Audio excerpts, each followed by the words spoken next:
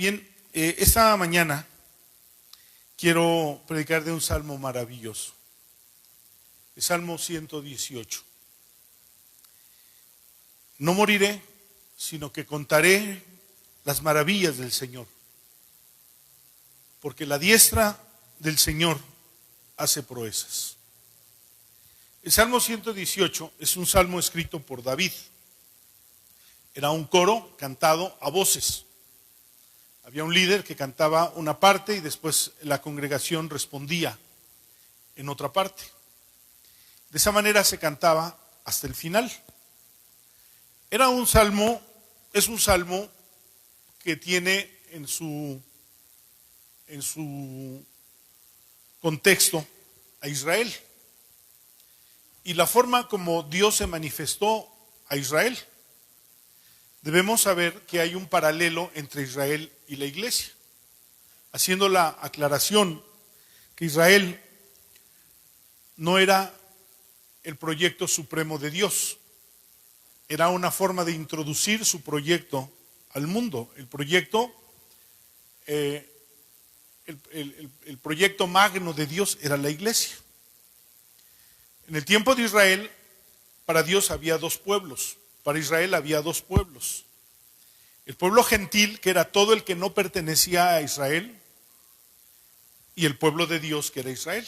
Esos eran dos pueblos que había en ese tiempo.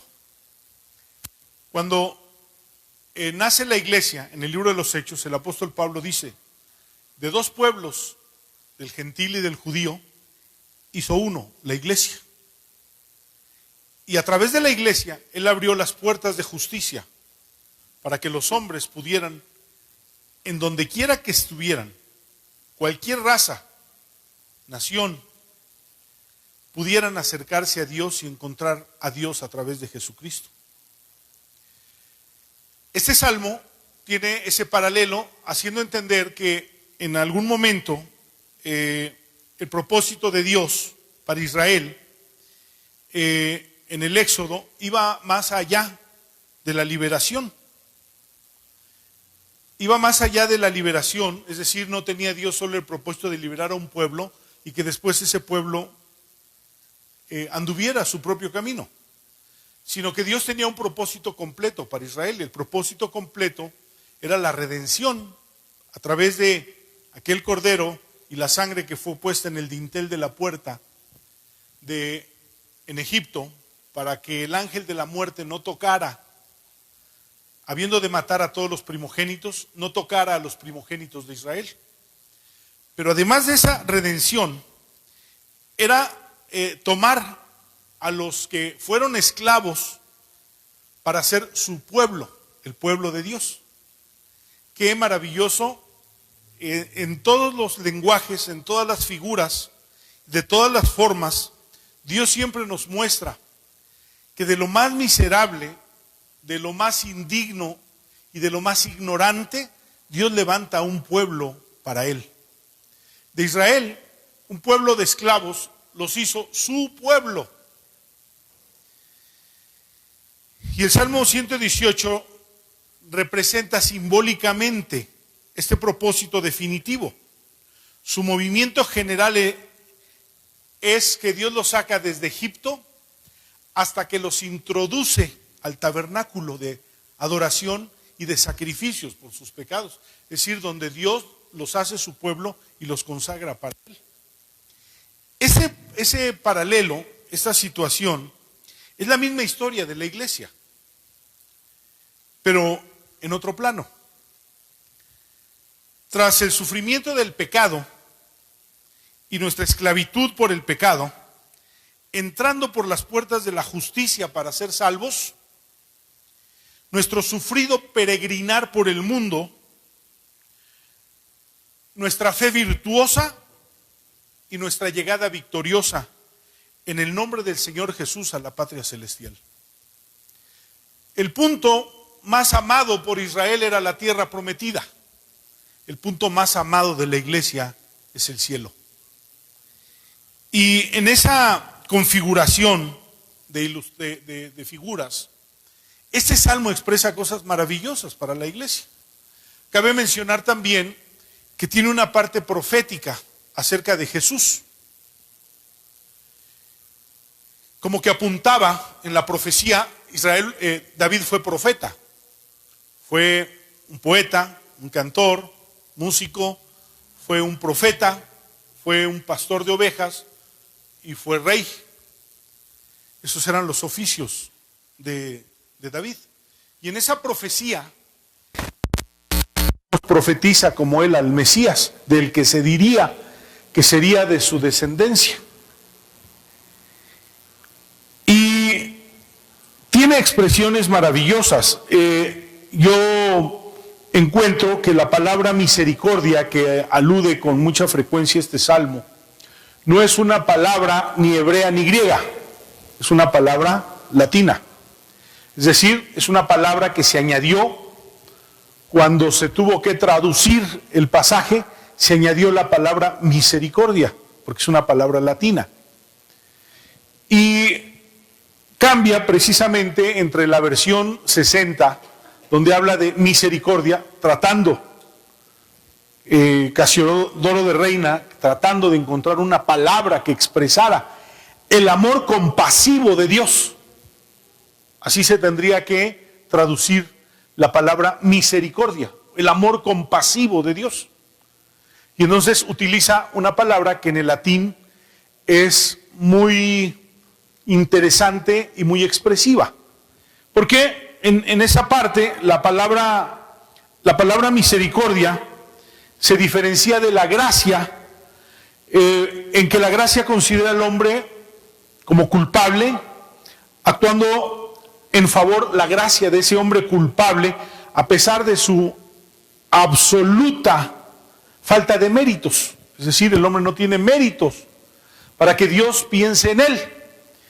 Pero entonces en la misericordia se destaca, o en la palabra misericordia, el carácter compasivo de Dios. Y el énfasis de este aspecto de la actitud de Dios hacia el hombre tiene que ver con la condición mísera e impotente en que el hombre se encuentra, y Dios tiene compasión de él, que es una palabra que toca el corazón, no es una palabra sentimental. Cuando dice toca el corazón, recordemos que la palabra corazón en la Biblia, cardia en el griego, es voluntad, decisión y caminos. Y en la voluntad de Dios estaba amar al hombre a pesar de lo que el hombre era y a pesar de que el hombre no tenía méritos para ser amado. El apóstol Pablo dice, si cuando éramos enemigos de Dios, Dios nos dio a su Hijo, ahora que somos reconciliados con Dios a través de Jesucristo, ¿cuánto más no nos dará Él todas las cosas? En un pensamiento que ataca a la mente humana es terrible, es implacable.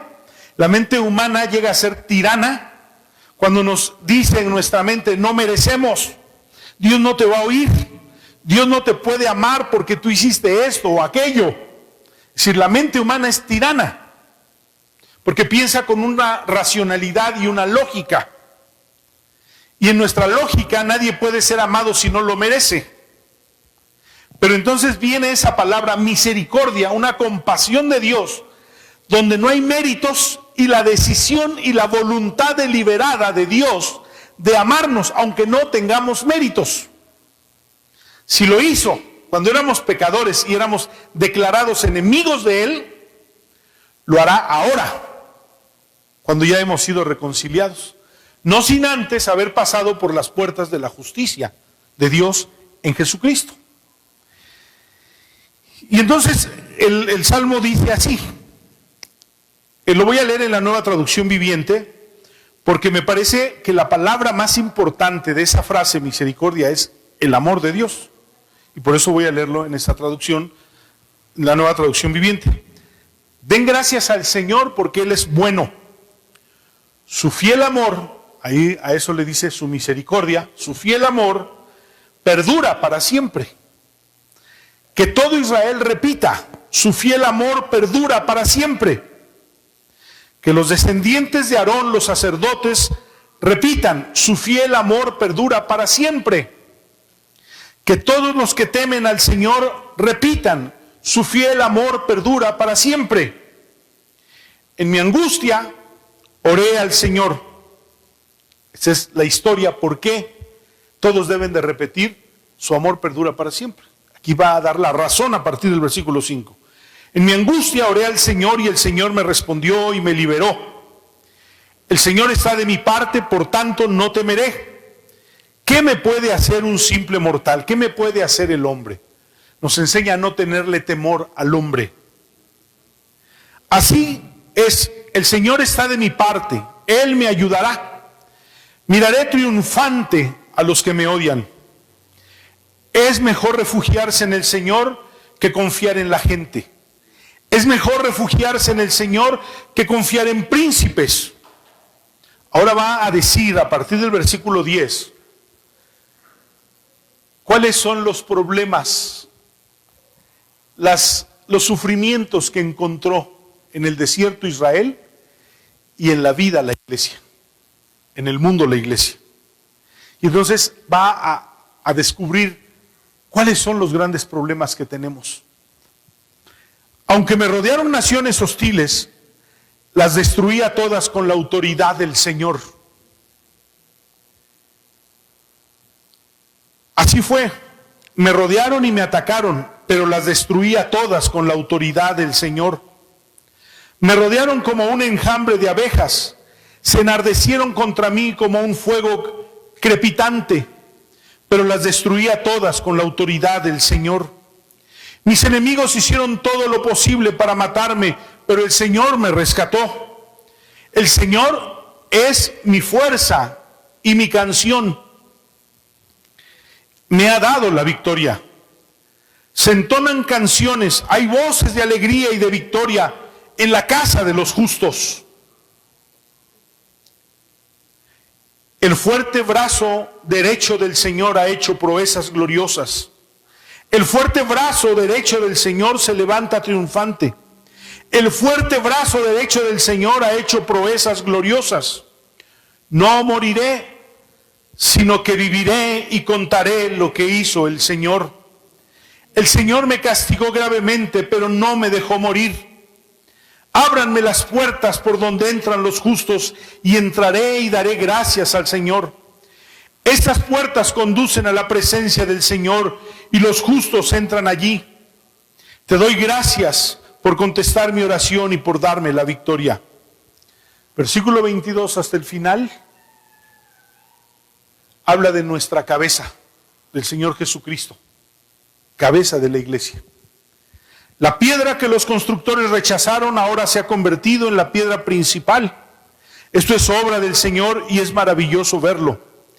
Este es el día que hizo el Señor. Nos gozaremos y alegraremos en él.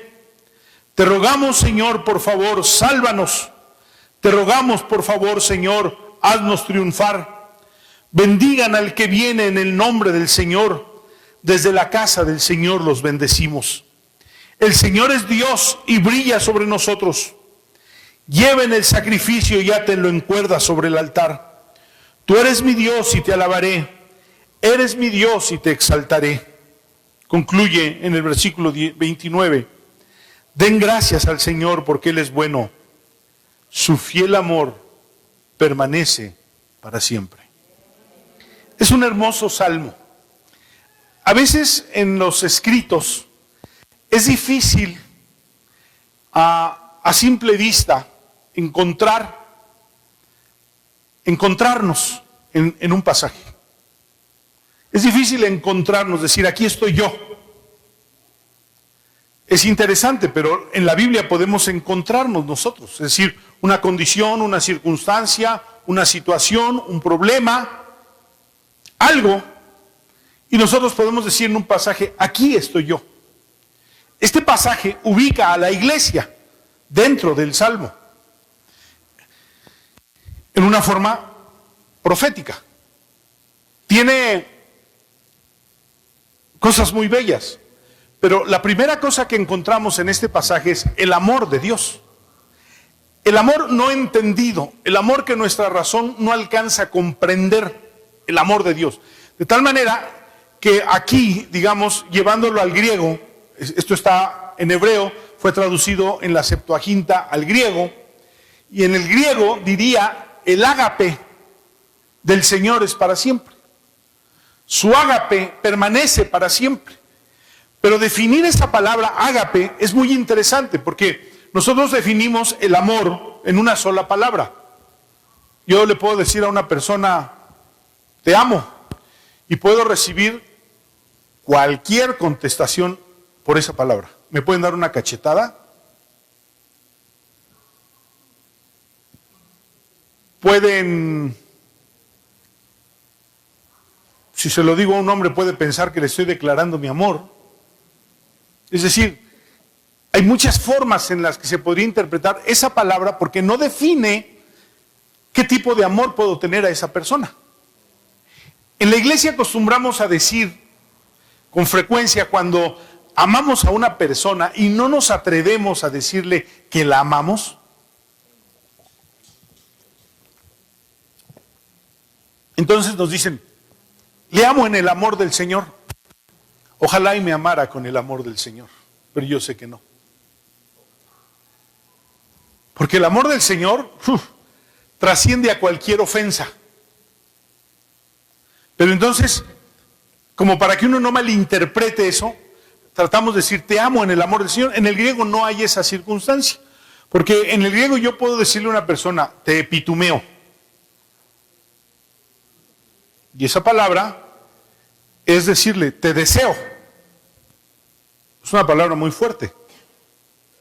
Puedo decirle, te eros. No es sexo. Eros no es sexo. Eros es el amor de los sentidos. Eso es eros, el amor de los sentidos. Por eso es ver, oír, tocar. Es eros. O puedo decir, te fileo. Y te fileo era decirle a una persona, a mi papá te amo, a mis hijos te amo, a mi esposa te amo.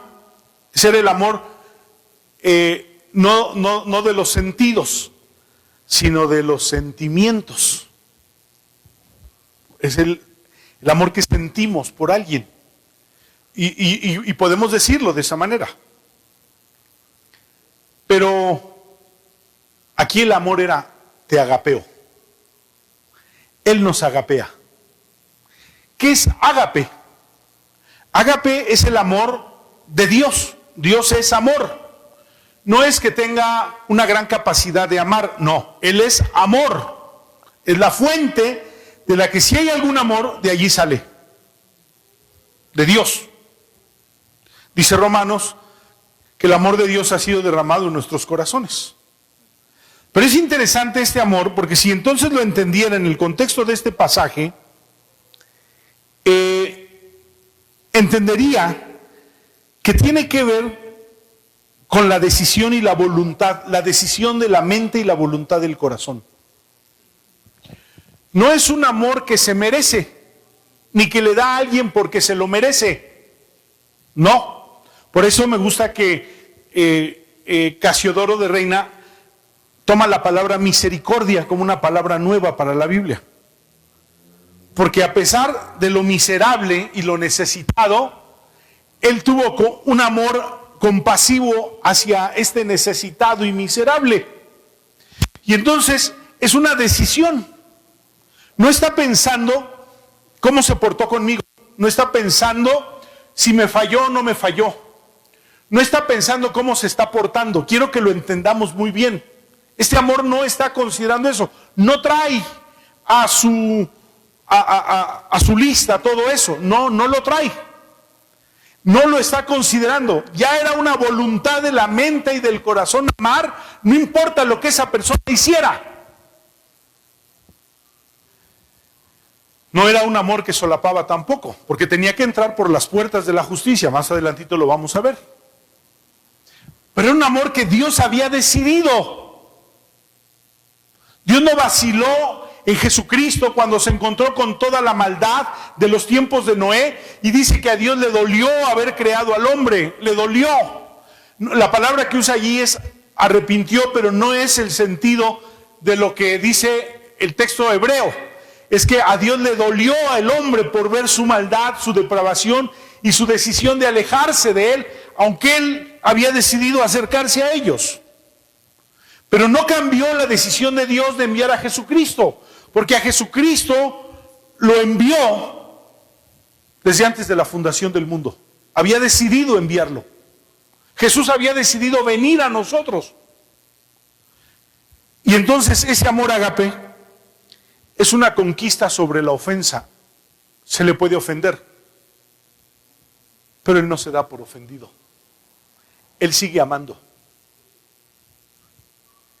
Es una victoria en la adversidad, porque no importa los problemas que haya, las situaciones o circunstancias que haya con esa persona, de todos modos te sigo amando y te seguiré amando. Allí encuentra ese ágape en la palabra de Jesús cuando dice: a los que agapeó, los agapeó hasta el final. A los que amó, los amó hasta el final. Nada iba a cambiar su voluntad y su decisión. Nada lo iba a cambiar. Por eso debemos de entender en esto, la salvación es algo que no podemos perder. No por nuestra capacidad, sino por la capacidad de Dios. Si me fueren infieles, si nosotros fuéramos infieles, acuérdense, Él es una conquista sobre la ofensa. Si yo fuera infiel, Él permanece fiel. Él me ama con un amor más fuerte que mi ofensa, más grande que mi ofensa. Es una victoria sobre la adversidad, sobre las circunstancias. Él me ama por encima de las circunstancias. Si yo, habiendo creído a Él, yo me desvié o yo me descuidé y yo de pronto estaba en cosas que hacía antes de conocer a Jesús, Él permanece fiel. Él permanece fiel. Es una victoria sobre las circunstancias. Pero además, es una decisión y es una proeza de perdón. ¿Por qué? No importa lo que tú hayas hecho, Él tiene perdón para ti. Eso es lo que nuestra mente nos causa problemas. Es que estoy haciendo esto, estoy haciendo esto. Me dice ahora que vamos a tener bautizos y algunas personas se han acercado para decirme: no sé si estoy listo para bautizarme. A ver, ¿qué es estar listo para bautizarte? ¿A quién vino Jesús? ¿A los buenos o a los pecadores? Vino a los pecadores. Le decían amigo de prostitutas y de pecadores. Y le dijo a los fariseos: las prostitutas y los pecadores van delante de ustedes al cielo. No es que Él no pueda cambiarlos, no. Está diciendo que si entramos a una relación con Él es porque lo necesitamos a Él, necesitamos que Él actúe sobre una vida desordenada nuestra, de la cual nosotros no tenemos control y no podemos poner en orden, y nunca vamos a poder poner en orden hasta el día que tomemos la decisión de bautizarnos, hasta el día que tomemos la decisión de seguir a Jesús, hasta el día que tomemos la decisión de decirle: toma mi vida y hazte cargo de ella, porque yo no puedo. Es cuando la vida va a cambiar. Pero a veces nuestra mente nos estorba. ¿Por qué? Porque el ágape nos ama, no importa quién seas. Si tú vienes a Él, Él te va a recibir, Él te va a cambiar, Él te va a transformar, Él te va a perfeccionar y Él te va a llevar al cielo. Vas a llegar al cielo a pesar de ti. Yo muchas veces he ido en contra del camino al cielo. A veces hacemos cosas que no son correctas. A veces nos obstinamos. Si es un enojo, si es un problema, si es un pleito con alguien, si es no perdonar, si es llenarnos de rencor. ¿Cuántas cosas hay que nos ponen en el camino contrario al cielo? Pero yo no voy a llegar al cielo por mi capacidad, voy a llegar al cielo por su ágape. Y entonces dice que demos testimonio del ágape de Dios, porque Él ha tenido misericordia de nosotros. Y entonces, este es el amor perfecto que nosotros necesitamos. Yo necesito ágape exactamente. ¿Por qué? Porque soy frágil, soy débil, problemático, tengo una naturaleza de pecado, a veces camino en el camino contrario al cielo, y este amor decidió caminar conmigo a pesar de todo eso, y está decidido y determinado bajo el poder de Dios llevarme al cielo.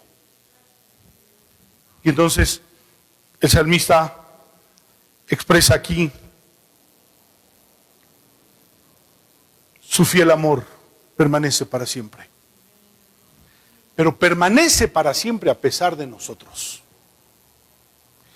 Israel era terco, era una figura nuestra, nosotros somos tercos. Aquellas veces que mi papá se enfrentaba a mí y me decía, estás en estado burro, ¿verdad? Si eran las veces que me dijeran lo que me dijeran, yo no iba a cambiar. Y entonces traía una frase que me reventaba, me enojaba.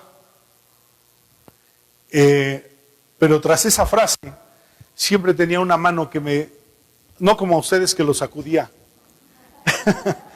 que me hacía así, me hacía así. Él sabía que a pesar de lo que yo era, el amor de Dios me llevaría al cielo. A pesar de lo que somos y a pesar de que nuestra razón no lo entienda, llegaremos al cielo. Su amor permanece para siempre.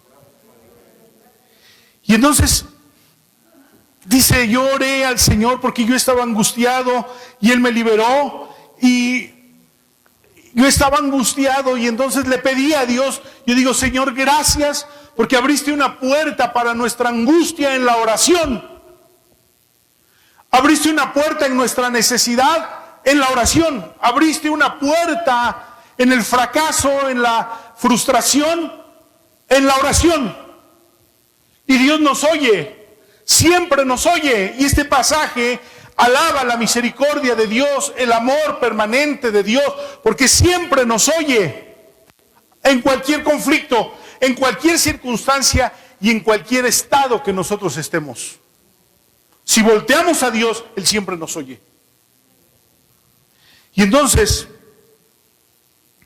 habla de sus problemas y dice, esa situación que tenemos, la menciona aquí, de tenerle miedo a la gente, a los hombres, a la autoridad, a los prepotentes, a los abusivos, a los injustos, a los impíos, a los que hacen maldad.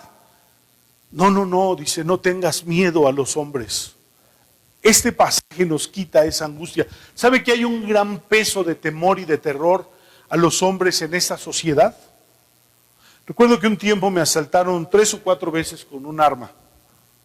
La primera le quité el arma porque estaba yo tan nervioso, nunca me habían puesto un arma y estaba tan nervioso que le volteé la pistola y se la quité. Pero otras veces vinieron y me asaltaron y me despojaron.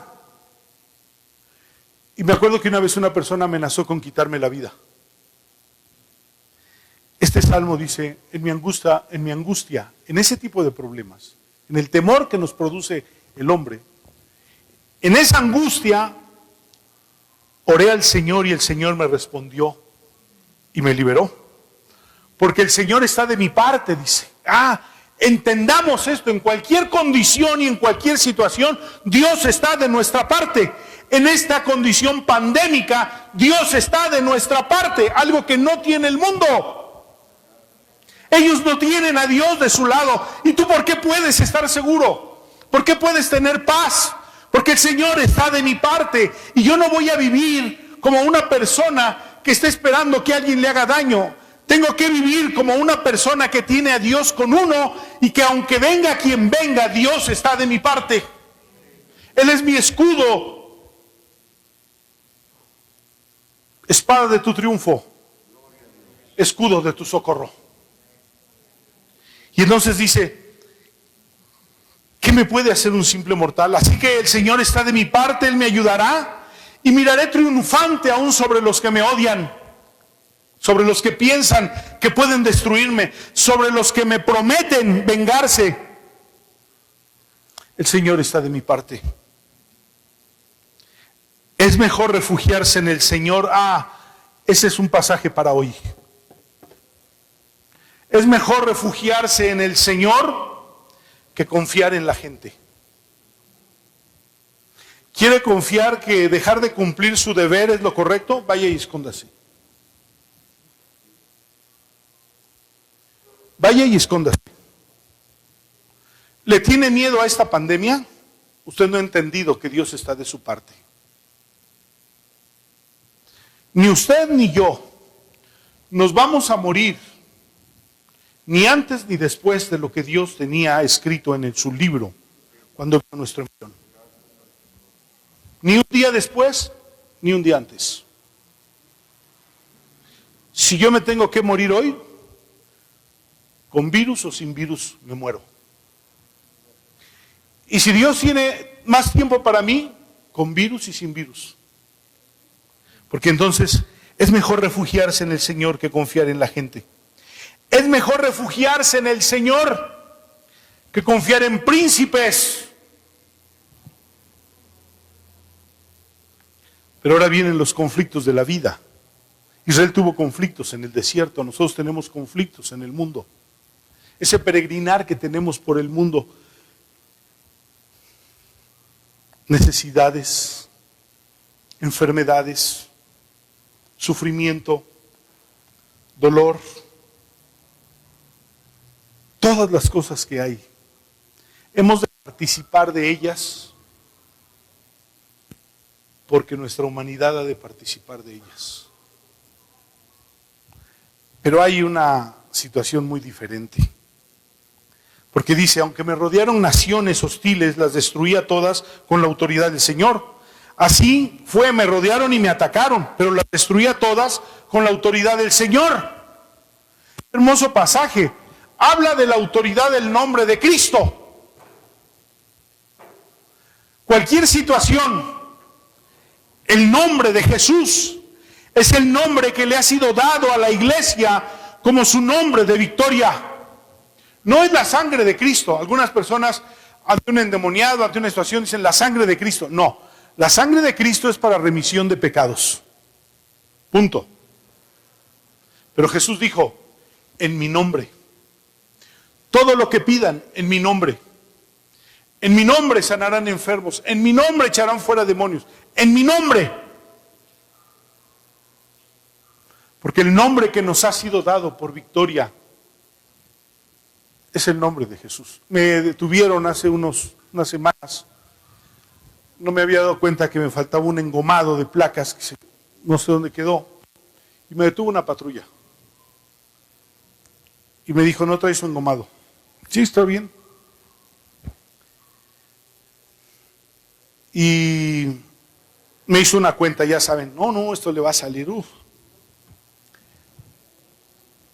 No, ni hablar. No, pero además no lo vamos a llevar al corralón. O sea, no basta con decir, esta es la sanción. No, hay que torturarlo un poquito para que afloje. ¿Sí? Hay que torturarlo. Para que ya torturado entonces diga, pues, ¿de a cómo? Pero entonces me acordé de Moy, esposo de Maribel, y me dijo, pastor, cuando tenga un problemita de tránsito, llámeme. Y le dije, permítame tantito, ya me había sacado toda la cuenta. Y entonces le hablé a Moy, tengo un problema aquí. Mira, yo no sabía de esto, que no traía esto, y aquí me agarraron. Pásemelo. Habló. Está bien. Ya. Qué bueno es tener un amigo que lo saque a uno de conflictos. Pero le voy a decir algo. Ojalá y esos fueran los conflictos de la vida. Pero la vida no tiene solo esos conflictos, tiene cosas más grandes y no tenemos quien nos ayude. Y aquí dice, todo lo destruí con la autoridad del nombre del Señor. Señor, ¿a quién tengo en los cielos sino a ti? Y fuera de ti no quiero nada. Yo sé en quién he creído y sé que es poderoso para guardar mi depósito hasta aquel día. Yo sé que mi Redentor vive.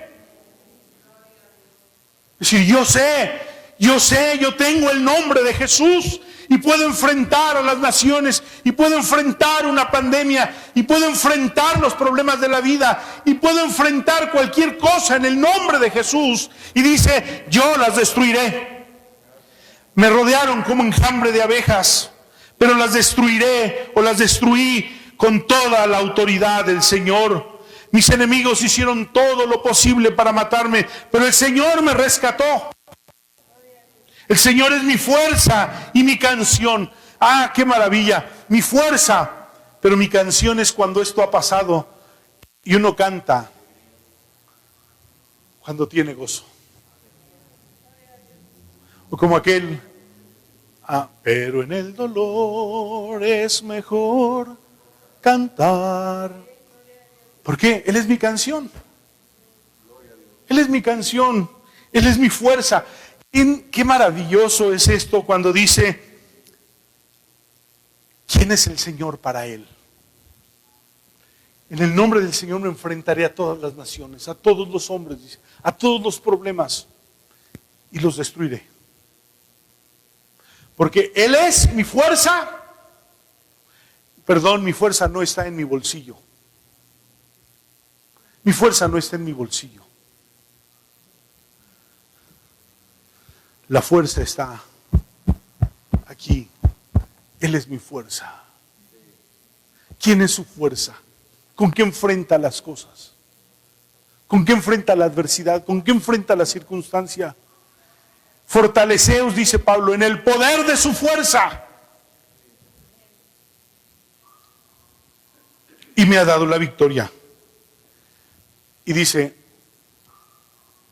hay canciones de alegría y de victoria en la casa de los justos, porque el fuerte brazo del Señor ha hecho proezas gloriosas. Mire usted, qué hermoso pasaje. Hace años, unos 25 años tal vez, oí predicar a un invidente este pasaje, como nunca he escuchado una predicación de esto. Y desde entonces quedó grabado en mi memoria el fuerte brazo del Señor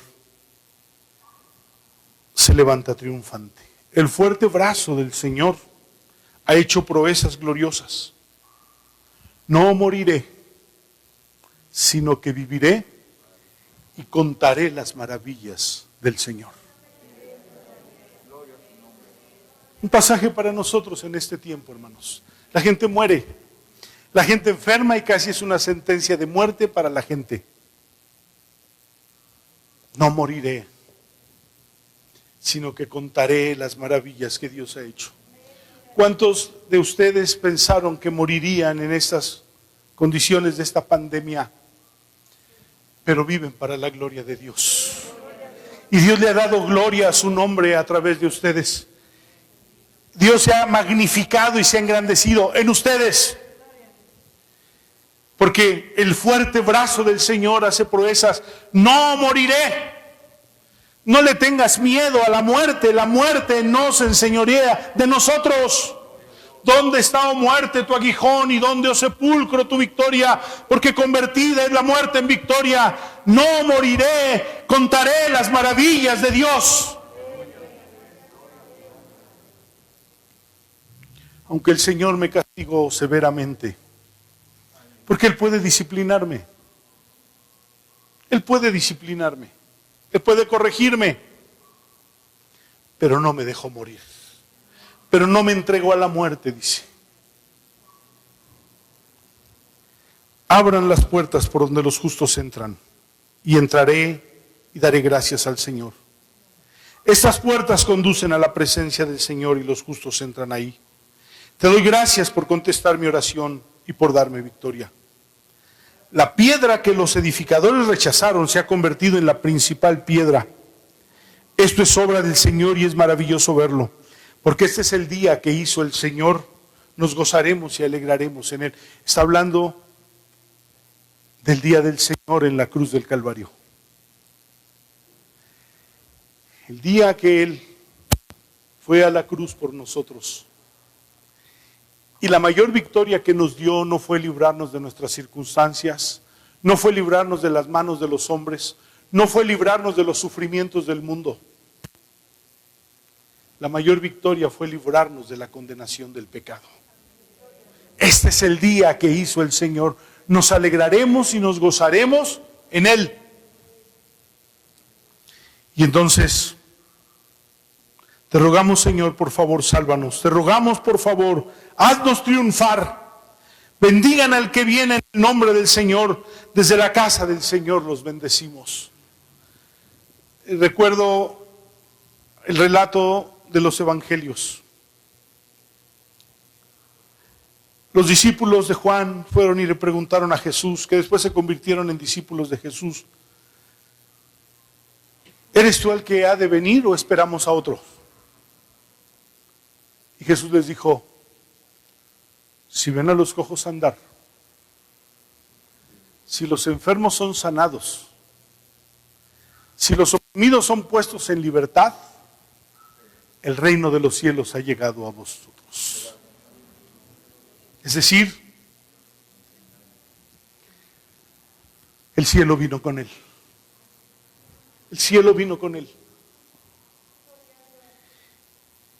Y termina en una figura. El Señor es Dios y brilla sobre nosotros. Lleven el sacrificio y átenlo con cuerdas sobre el altar. Había una figura en el altar. El altar de bronce tenía 4 cuernos. Y de pronto surge la pregunta: ¿y qué simbolizan los cuernos? Sabemos que era el altar. Sabemos que era el altar de incienso también. Y tenía 4 cuernos. ¿Pero qué eran los cuernos? Y entonces dice: lleven el sacrificio y átenlo con cuerdas sobre el altar. Está hablando de Jesús cuando fue atado a la cruz por nosotros. Y ahora nosotros, atados por la cruz, estamos ligados a Jesús. No puede separarnos nadie. ¿Qué podrá separarnos del amor de Dios que es en Cristo Jesús? Y entonces aquí utiliza: lleven el sacrificio y átenlo con cuerdas sobre los cuernos del altar. Átenlo con cuerdas. Es decir, tiene que ver esto con lo que el apóstol Pablo escribe en el capítulo 8 de Romanos: ¿qué podrá separarnos del amor de Dios que es en Cristo Jesús? Ni tribulación, ni hambre o desnudez, ni ángeles, ni principados, ni potestades, ni Satanás, ni la vida, ni la muerte. Nada podrá separarnos del amor de Dios que es en Cristo Jesús, Señor nuestro. Nada podrá separarnos del amor de Dios que es en Cristo Jesús. Su amor permanece para siempre. Y entonces dice que todo Israel repita: su amor permanece para siempre. Israel no puede dar otro testimonio, sino que Dios fue fiel a pesar de su infidelidad. Que los descendientes de Aarón, los que sirvieron, los sacerdotes, los profetas, todos los que sirvieron al Señor repitan: su amor permanece para siempre. Que todos los que temen al Señor repitan: su amor permanece para siempre. Si usted ha conocido el amor de Dios que sobrepasa todas sus ofensas, todas sus debilidades, todos sus pecados, todos sus problemas, y usted sigue recibiendo el amor de Dios, diga conmigo esta mañana: tu amor permanece para siempre. Tu amor más fuerte. Tu amor permanece para siempre. Levante sus manos y repítalo. Tu fiel amor permanece para siempre. Alaben a la misericordia de Dios. Alaben al amor de Dios. Alaben a la gracia de Jesucristo. Porque permanece para siempre y nunca se irá de nosotros. Señor, bendecimos tu nombre. Y tu amor permanece para siempre. Porque nosotros te hemos conocido. Porque nos has librado. Porque nos has hecho bien. Y porque el nombre del Señor está sobre nosotros. Dios, tu amor permanece para siempre. Gracias, Señor, por Jesucristo, nuestro amado Jesucristo, a quien tú nos has dado, en su precioso nombre, nos has dado victoria. Gracias, Señor. Amén. Amén. Amén.